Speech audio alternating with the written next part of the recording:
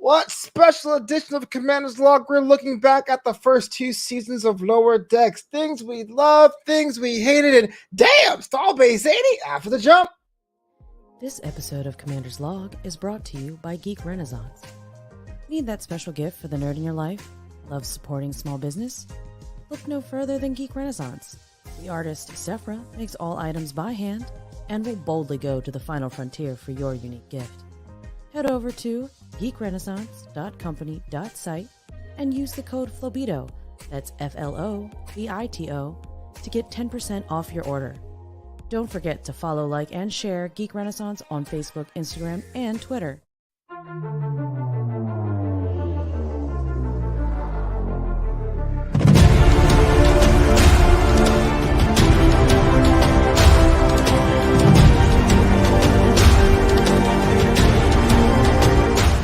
Oh, that's right, look alive, cuz Captain on the bridge. What's up there, John? Number one, thank you for having me aboard the USS Post Show. We're not really post showing, we're seriesing on this one, aren't we?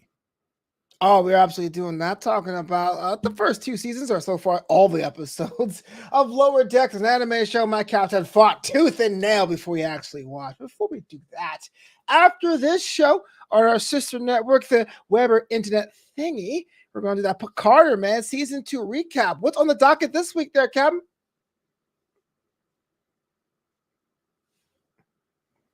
Oh, we are watching an episode, or we have watched an episode called Watcher. And we find out a key character in season 2 in this episode. You may be surprised and you may be delighted, or you might not be. But either way, we're here to talk about that. Oh, man, you oversold it. And it's going to be you, Chris Pitzer, Joe Townsend, and Leo Janisic together at last every week. It's like a gentleman's club there. I wasn't sure about having so many guests. You and I, occasionally on our individual shows, would like to have one guest, maybe two. But these three guys are absolute geniuses. I just sit back and let them do what they do. That's happening over. You can see us on Starbase 80 on the Facebook page. You can see us on Weber Internet Thingy on either the Facebook page or the YouTube account. Look, I was going to go back into the recap of everything, but I'm just distracted by that facial hair. I think the more I look at it, the more I love it. Like, at first I was like, that's pretty cool. Now I'm like, oh yeah, that's very nice. Well, there were two things I was going for. I was going for the dude from Big Lebowski, I was also going for I don't want you to see my double chin. A chin protector. I love it. It's a chin protector. Actually, this is the best artificial chin a man can ever grow. My actual chin under this is like a tiny butt. It's tiny. It's eensy beensy. So this actually makes it look like I've got a good strong jaw. That is just manly as hell. Let's get into this quick episode. Now, Lower Decks was a show that I fell into because it was part of the new Star Trek thing. I made a point to watch everything new Trek because it was my Trek, dang it. But you, as someone who is a sponge of all things Trek from the top down, took his sweet old time to give it a chance. Question I have for you is why, bro? Why? That's a really good question. It's not it's not for reasons that I think most people might have. So my specific reasons are I was told it was going to be very oh God. Tell me. Oh my God. What are they called? Something and Morty. Rick and Morty? Rick and Morty. I was told that it was going to be called it was going to be very Rick and Morty. Okay. I'm one of the few people on the planet who hates that show. That wasn't my thing. It wasn't my thing. Yeah. I'll give it that.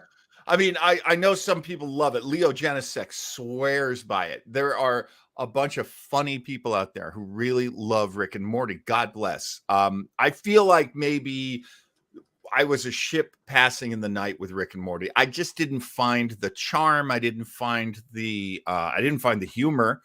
And so I did take a peek at the very first episode, the pilot episode of Lower Decks, and oh my Ooh, I'm sorry. God, wow, I hated it. Yeah, that's the worst episode. It's not even just like slight dislike or it came in under my expectations. I was like, I hate this. And it was hard to come down from that. And all of my friends, you included, kept saying, give it another try. Yeah. And I did. And oh my God, it is a great show. Fantastic show, really. I might even say one of my favorite Trek shows right now. Well, I kind of in the same boat because I know the first episodes are pretty lame. But I'm a firm believer, or I hate when friends tell me to stick with it. Right? Yeah. There's just way too much content out there to me to stick with it. And the last time I stuck with a show was Dexter. I said, why did I stick with this? So I am okay with bailing. In fact, I'm on Netflix. I give myself a 20-minute test. If I don't know who the good guys, the bad guys, or the plot is in 20 minutes, I'm not wasting my time. But the benefit of Lower Decks for me is that time I got to it, all the episodes were uploaded. And episodes like 18 minutes, 22 minutes. So I was like, all right, I'll give it a shot. Right. I understand that too. There's a little backstory here. Lower Decks takes place in the year 2380. Here is the official log line from CBS. The support crew serving one of Starfleet's least important ships, the USS Cerritos, have to keep up with their duties, often while the ship is being rocked by a multitude of sci-fi anomalies. And for newer Trek fans who are kind of like, 2380, what's that mean? For what I could tell, according to Wikipedia, it takes place after the Dominion War and Star Trek Nemesis, but 3 years before the events of Star Trek Prodigy and 19 years before the event of Star Trek Picard Season 1 and concurrent with the Star Trek Titan novels. Don't know what that means. Haven't watched or read any of those things. I'll tell you, though, that is fantastic because I think what they did was, and I think Discovery tried to do this too. They tried to find a time in the Star Trek timeline. And let's face it, it can change, lots of times. We're watching Picard season 2 right now. That's the whole plot, is that the timeline, canon, everything has changed. That can happen in Star Trek. So what they did in Discovery was they went, that era, like 10 years before the original series, that was a rich era of information, mythology, characters, conflict. We should capture that magic. And I actually loved how they did it on Discovery. I know they felt like it was holding them back, so then they shot into the future. Yeah. And the future is unwritten, as Joe Strummer from The Clash told us. Yeah, man. But another time that people really love in Star Trek is right after the Dominion War, right after Deep Space Nine. And I'm one of those people who's like, that's my favorite time. So the war is great. I mean, after the war, post-war, as we say. And because there's so much familiar. And I like that. I'm an old fella. This gray hair isn't a gimmick. I'm an old fella. I like what's familiar. Yeah, Addison Cooper. I'm actually 28. Mm-hmm. I rolled into it. I remember it was one evening on a hot Thursday in August, where I was like waiting for the latest episode of The Boys to drop. I kind of binged it all one time. One of the things I had to come around on, and I want your opinion about this, is the evolution of the relationship between Carol Freeman and her daughter Beckett Mariner. This show takes place from Beckett Mariner's perspective. She's an ensign. She like rolls up her sleeve. She's kind of like sly. She doesn't want to put the work in. Some people say she's pretty much grating. I can actually see this, but she has a charm of her own. The very beginning of the show introduces us to Bradford. I'm sorry, Bradward Boimler. Yeah, and Freeman, and they are. Oh, I'm sorry. I'm terrible with the names here. Names are not really important, bro. Like, really? My name is actually Boflo, but everyone calls me. Imagine. What? Imagine. So Mariner and Boimler are, at each other's throats, and they're kind of like annoying to each other, therefore annoying to the audience. Right. It starts out hot there. We do get her mom, who is the captain, Captain Carol Freemans. Yeah. Captain Freeman is Mariner's mom, and something that I didn't quite pick up early on was that it was supposed to be a secret. Oh, yeah. Yeah. I didn't get that. Yeah. I mean, if your mom was a captain and you were breaking the rules, I'll keep that a secret too. Unless you're someone be like, hey, you know who my dad is? Or you know who my mom is? Bada boo. Now, her dad is Admiral Freeman, played by the mighty, fantastic Phil Lamar. Mm-hmm.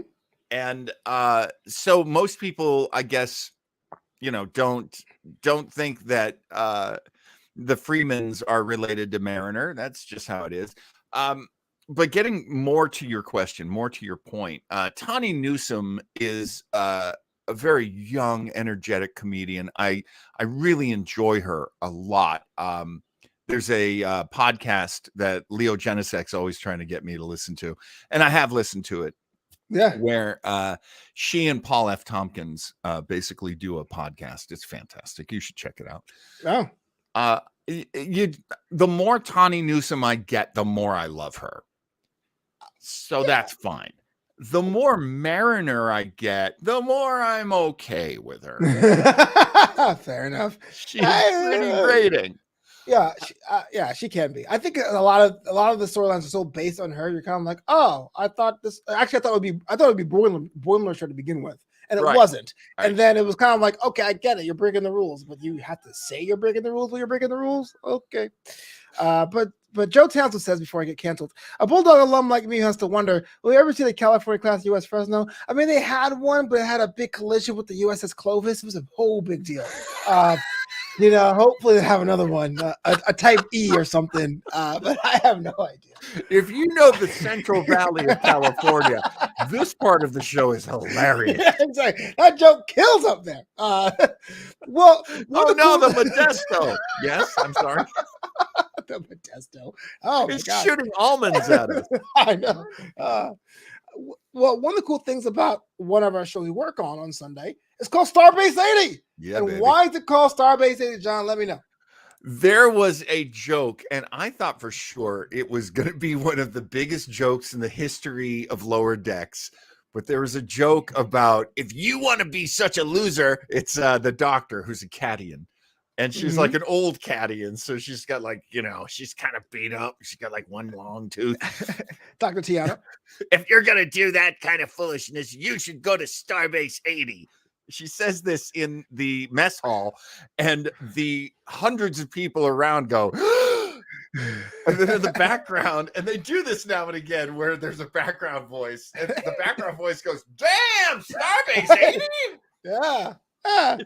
Which is perfect. I feel like that character is like the guy in the club. Yeah.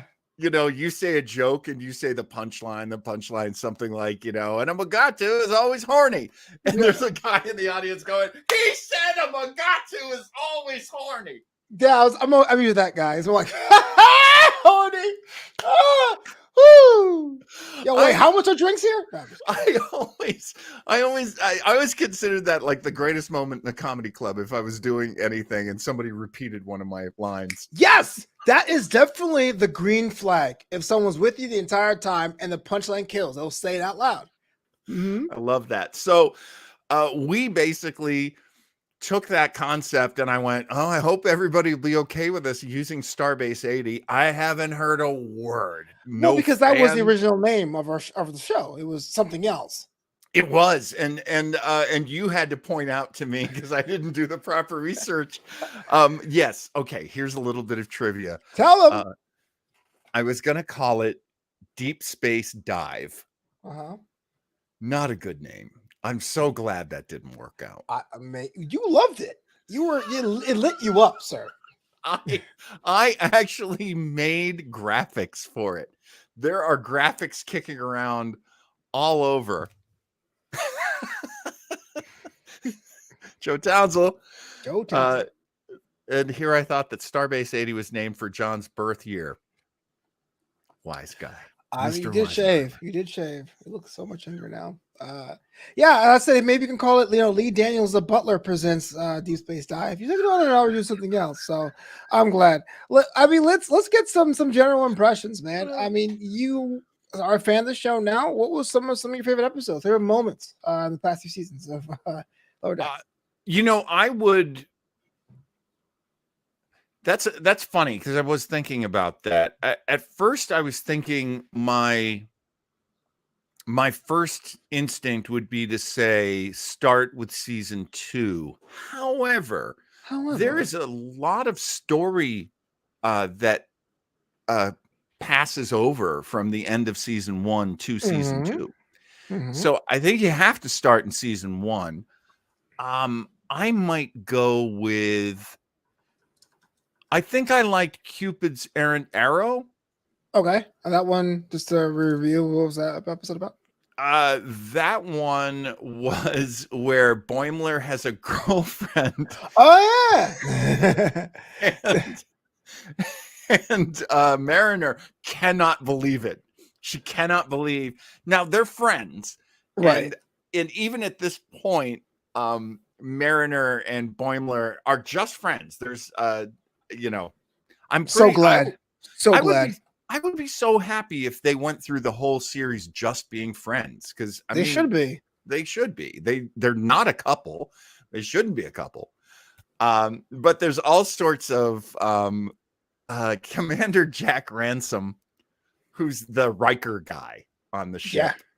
Yeah. There's all sorts of stuff where Mariner and he will they, won't they? Yeah. And I hope again they don't. Mariner needs to not. I mean, if she has like sexy time, fine. It should be no one on that ship. It should be some like random like Ferengi somewhere else. That's what they keep telling us. Just in the terms of, she does have a sex life. It's just, she doesn't have a boyfriend, and and certainly not on the ship. And that's another thing that's kind of great and modern about her character, and not irritating about her character. Yes. Well, before we get to my favorite episode, I would say one of the more quotable episodes, I should say the one that becomes a breakout, like how on Rick and Morty, the one episode I watched was the breakout episode of that season, the Mr. Meeseeks episode, and everyone can throw in Mr. Meeseeks, and everyone knows what that is, was the Badgie episode, Terminal Provocations season 1, episode 6, about the holodeck going awry and Badgie becoming evil, the hologram becoming absolutely evil. I've seen so much Badgie merch since that time, and the Star Trek Reddit's like, we need a Badgie spinoff, bro. We're like, what? that was a weird one. Okay, what was Craig Robinson? What's up, my friend? Good to see you. Stress-free K. Oh, K's with us too. Oh yeah, Boimler is super uptight. That is true. Boimler is crazy uptight, and that's funny. That's actually one of the funny things about him. Yeah. I do. Oh gosh, I'm so old. I just forgot what you were talking about. We're talking about the Badgie episode, but I can get to my favorite. Yeah, do you have a point about that one? I can move to my favorite episode if you like. Well, what's great about Badgie is that he's actually meta, because he's basically making fun of Clippy, the paperclip assistant character that used to be. Oh yeah. Microsoft. Are you writing a letter? Clippy was my homie. Ding, ding. Remember when you'd walk away from your computer, and if he wanted you to come back, he'd tap on the glass. Ding ding. Oh yeah, you know what, man? When I was in school, when we found out you can change the assistant, we thought we were the most coolest kids on the planet. Like, oh, we have ourselves a push pin. Now it's a caveman. We're so dumb. I think I had a dog at one point. See, yeah, Spot. We're so easily entertained. Oh, Lord. Flying toasters. That's all I have to say. We had problems making letters. Cartoons helped us on screen. When you were using MS Paint to make things, you were deep in the history of computers. I couldn't do it. I had Kid Pix. I got spoiled. Once you go Kid Pix, you can't go back to MS Paint. But not the point of the show. Welcome back to $95. That's me, Flobo. I would definitely say, jump in there knowing that. So that's Terminal Provocations, right? With Badgie. Yeah. Maybe start with Temporal Edict. Maybe start with Moist Vessel. I think Moist Vessel might actually be my favorite place to start. That Yeah. way you get to know who the characters are a little bit. I would start from episode 3 myself. My favorite episode is kind of unfair. So you have to watch things before. It's the season 1 finale, no small parts, because that everything comes to a head. We get the death of Straxus, death. And I mean that loosely because they don't really explain it in season 2. But what I thought was pretty cool, because it seems to be a common trend in Star Trek lore, is that everyone gets their ass saved by Riker and the Titan. Like, he just comes in, Picard season 1 style, like, it's me, Riker. Like, huh? Like, so random. That is so funny. There are so many jokes that Star Trek fans know, and you could just belong to a group online. You could just talk with your friends. These jokes will be around. One of my favorites is from that final episode of season 1, where Riker is hilarious on this show, played by Jonathan Frakes, as of course he should be. And he's like, I was in the holodeck. I was, experiencing what it was like to be part of Captain John Archer's crew, which is true. That happened at the end of Enterprise. He was in a holodeck as part of their saved them crew. too? What the hell, man? Riker's been everywhere. He was the chef. That was my favorite part. He was the chef. A character they never introduced until, it turns out to be Riker. But as he's sitting there, he's like, wow, they really had faith of the heart. Yeah, I remember that one.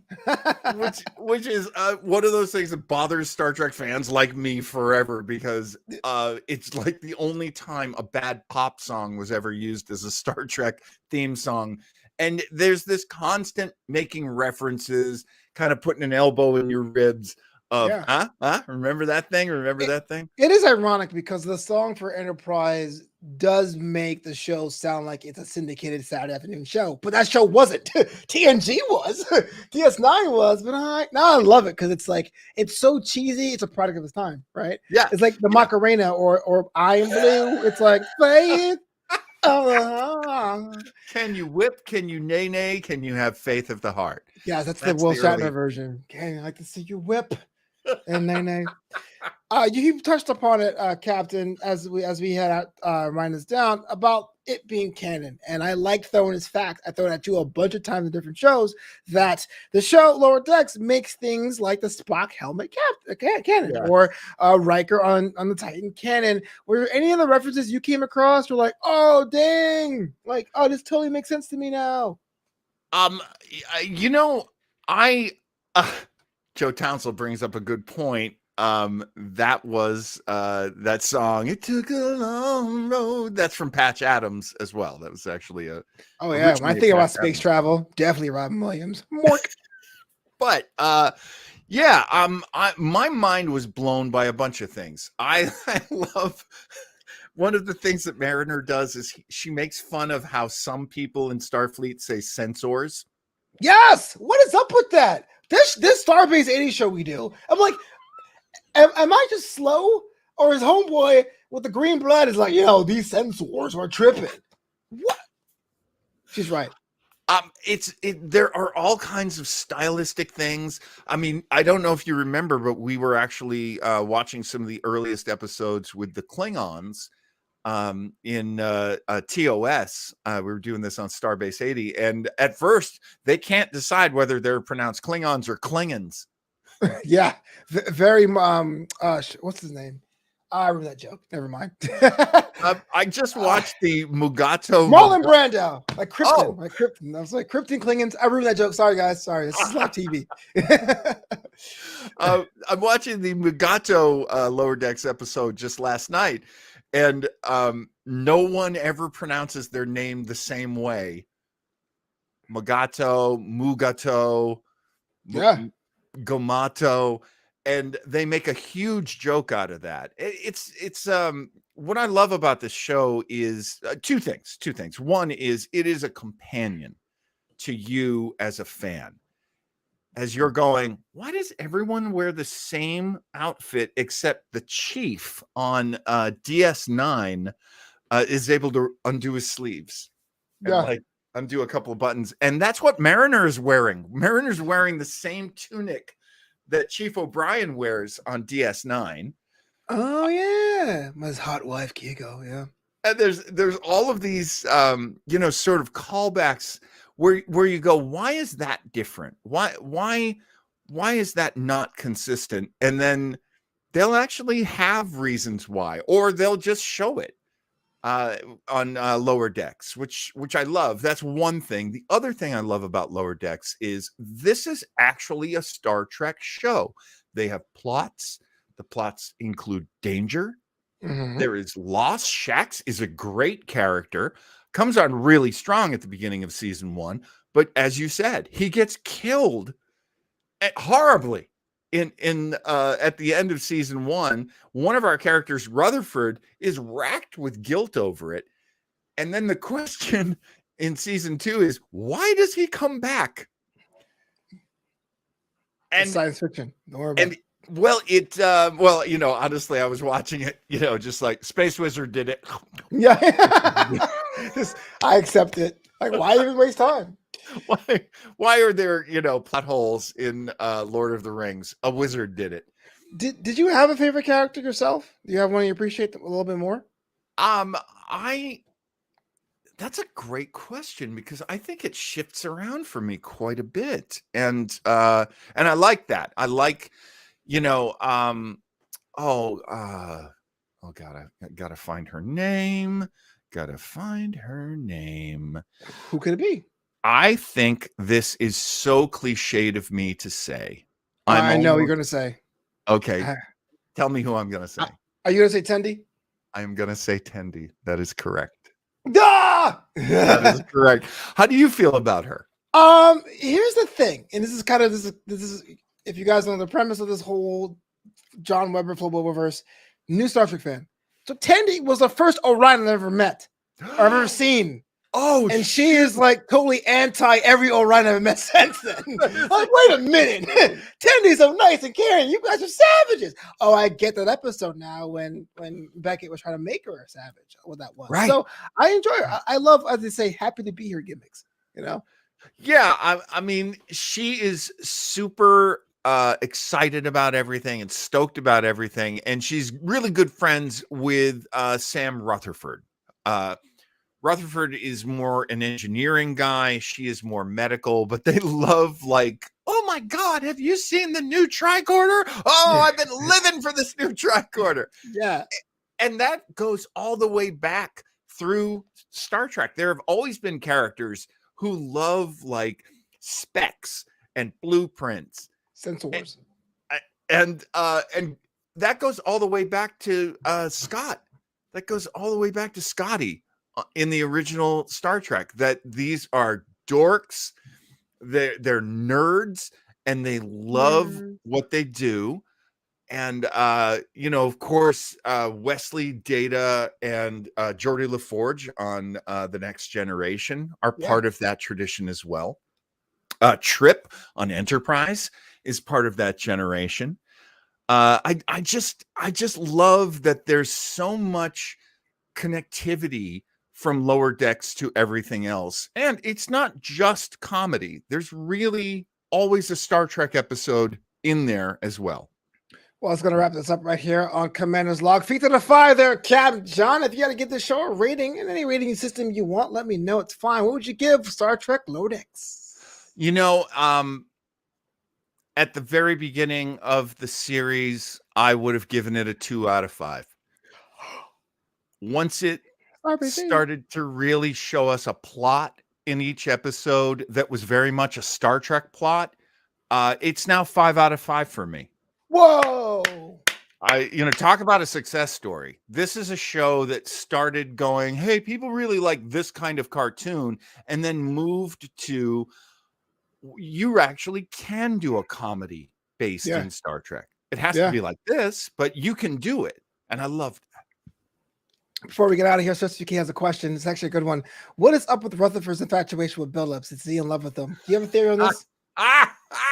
Well, Rutherford is a super nerd, and he does love all things engineering, and Billups is a fantastic, as far as I can tell, a fantastic chief engineer. Billups is also just really, really sexy because we find out he's a prince. Yeah, I mean that just sucks, man. Have to have sex, bro. Woo! And if he has sex, he will have to become the king. Like his mother wants him very much to have sex, so his mother is constantly fixing him up with like a really hot woman and just in case a really hot guy. Yeah. And the other thing I love about Billups, and this is, I don't know, this is kind of off the beaten path for this show, but I will say this: there are people who there are people out there who are asexual.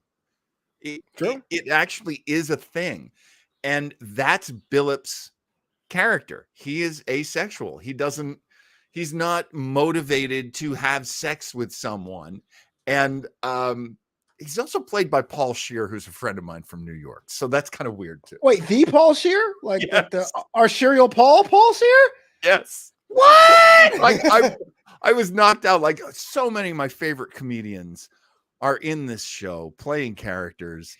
And yeah, Paul Scheer is one of them. So to answer your first question, Stress VK, I just think that Rutherford is someone who really loves school because he's kind of almost as hype as was Shaq sometimes as well. But Billups, man, sometimes you don't want to lead, and if it's like what I have to do to not be the guy on top, that's fine. I will bring napkins and cups to the cookout if I don't make the roast himself. But that does it for us, man. Very short episode. Check out Lower Decks on Paramount Plus or Can't CBS All recommend it Access. enough. Absolutely. Yeah, man. Well, we got one to convert, and that's the captain, Mr. I ain't gonna watch it if you don't want to. Before we get out of here, just gonna say over the next 2 weeks, we have some planned episodes for you. They've been pre-recorded because your old boy Flobo is going to be in Dallas next week and Anchorage the week after. We'll be back in 1, 2, 3 weeks for brand new episodes. We talk about more of the animated shows in the Star Trek universe as we get ourselves geared up for Strange New Worlds on May 5th. But in the meantime, my captain, John's going to go over to the Weber Internet thingy to talk about that Picard. Let's sell it one more time, Captain. What are you going to do to find you? Picard Season 2, Picarder is what we call it. And you can find us over at the Starbase 80 page on Facebook. You can find us at the Weber Internet Thingy page on Facebook. And you can also find us on YouTube, Weber Internet Thingy. We're talking about the episode The Watcher. You're going to love it. Ooh, can't wait because I haven't seen the episode myself. I'll watch it eventually. But watch it live if you have over the internet thingy. That does it for us. I'll see you in 3 weeks live, but definitely the show will be here this time, this slot next week, pre-recorded. But until next time, Captain, live long and prosper, my babies.